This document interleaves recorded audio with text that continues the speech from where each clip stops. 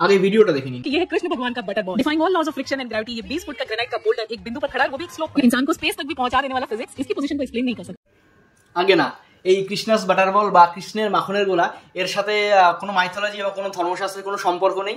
এটি তামিলনাড়ুর মহাবলীপুরম শহরের একটি আশ্চর্য এবং ইউনেস্কো ওয়ার্ল্ড হেরিটেজ সাইটের একটি বিশেষ আকর্ষণ।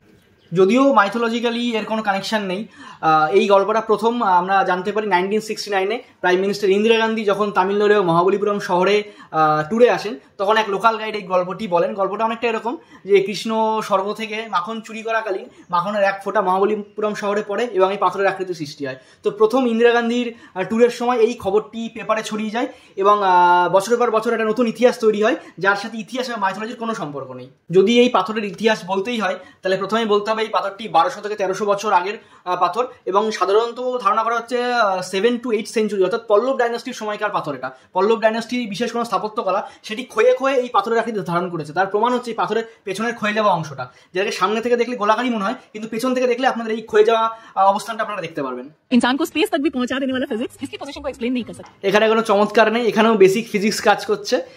পাথরের সেন্টার অফ মাস অর্থাৎ ভর কেন্দ্র, যাকে বলা হয় যে পাথরের অধিকাংশ ভর একটি বিন্দুতে অবস্থান করছে এবং সেই বিন্দুটি মাটির সাথে লেগে আছে।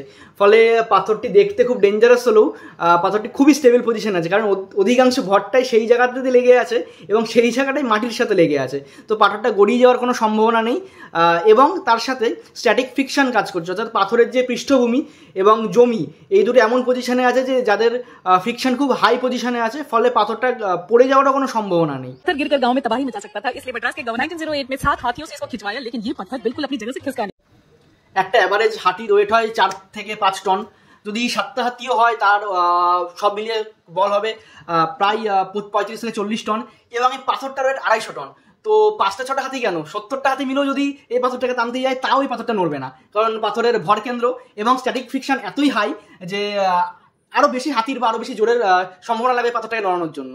তো এটা কোনো চমৎকার না, জাস্ট নেচার এবং ফিজিক্সের এটি খুব সুন্দর সম্মেলন।